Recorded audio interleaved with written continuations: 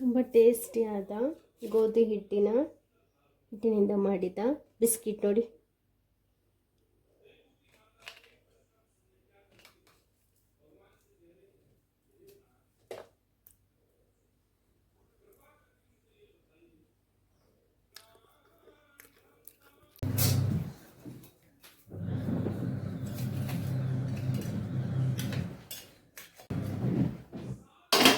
ಇದಾಗಿದೆ ಬಿಸ್ಕಿಟ್, ಸ್ವಲ್ಪ ಚಪ್ಪೆ ಆಗಲಿ.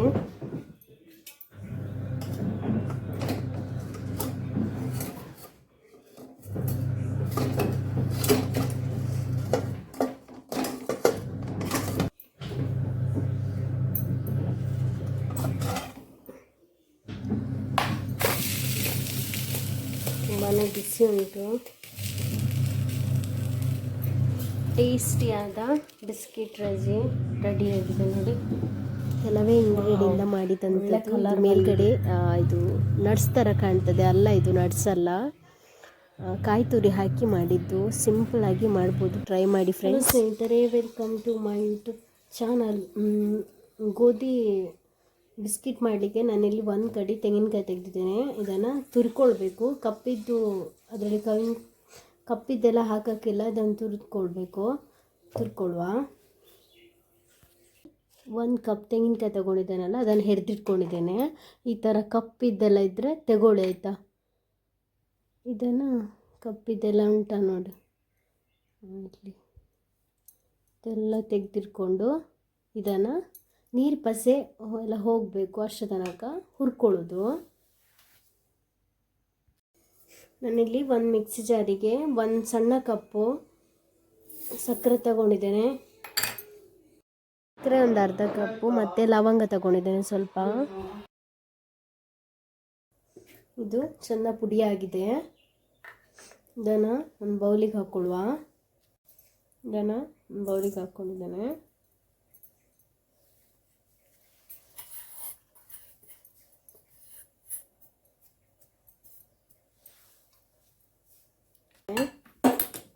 ಆಮೇಲೆ ತೆಂಗಿನಕಾಯಿನ ಹಾಕುವ.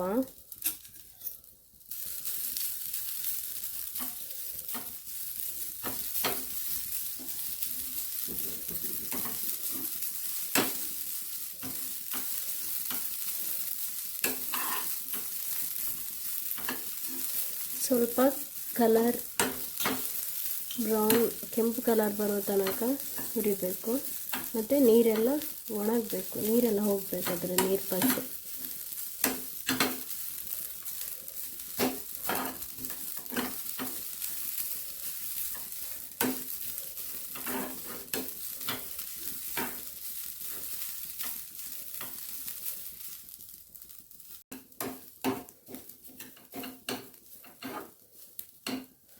ಇದಾಗಿದೆ. ಸ್ವಲ್ಪ ದೊಡ್ಡ ದೊಡ್ಡ ಪೀಸೆಲ್ಲ ತೆಗಿಬೇಕು. ಬಂದ್ ಮಾಡೋ ಗ್ಯಾಸ್, ಸಾಕು.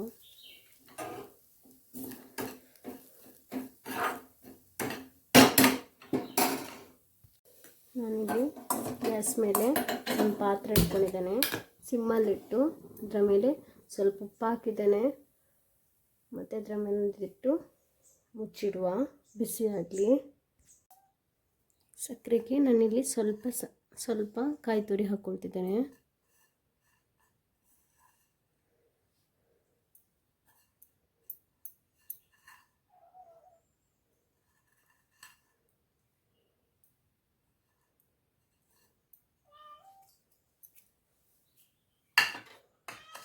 ಇದು ಮತ್ತೆ ಸ್ವಲ್ಪ ಬೇಕು. ಸ್ವಲ್ಪ ಎಣ್ಣೆ ಚೆನ್ನಾಗಿ ಒಮ್ಮೆ ಕಲಿಸ್ಕೊಳ್ಳೋದು.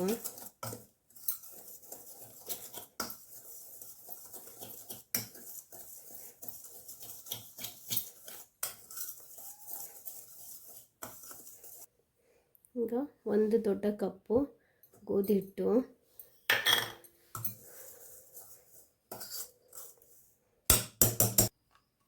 ಒಂದು ದೊಡ್ಡ ಸ್ಪೂನು ತುಪ್ಪ, ಬೆಣ್ಣೆ ಹಾಕ್ಕೊಳ್ಬೋದು, ಇಲ್ಲಾಂದರೆ ಒಂದು ಚಿಟಿಕೆ ಬೇಕಿಂಗ್ ಸೋಡಾ,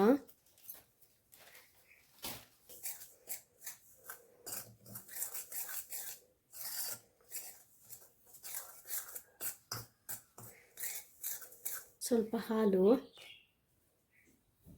ಹಾಕಿ ಕೈಯಲ್ಲಿ ಚೆನ್ನಾಗಿ ಕಲಿಸ್ಕೊಳ್ಳೋದು. ತುಂಬ ರಫ್ ಆಗಲ್ಲ, ಸಾಫ್ಟಾಗಿ.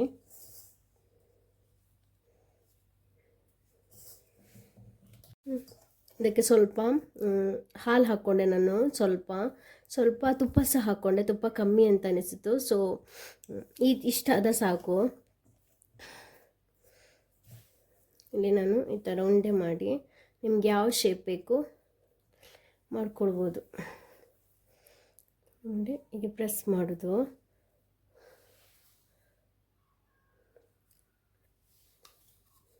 ಸ್ವಲ್ಪ ತುಪ್ಪ ಹಾಕ್ಕೊಂಡೆ, ತಟ್ಟೆಗೆ ಎಲ್ಲ ಸವರ್ಕೊಳ್ತೇನೆ.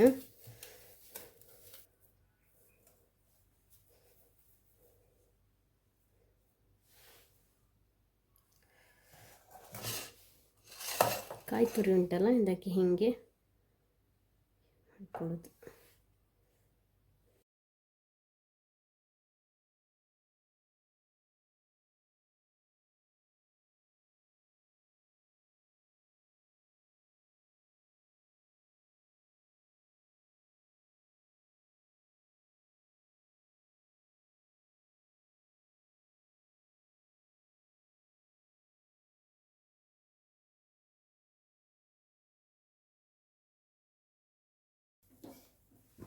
ಇದನ್ನು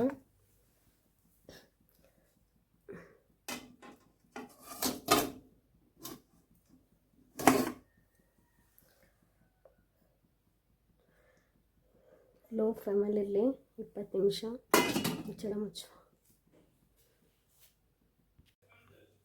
ತುಂಬ ಟೇಸ್ಟಿಯಾದ ನೋಡಿ ಬಿಸ್ಕಿಟ್,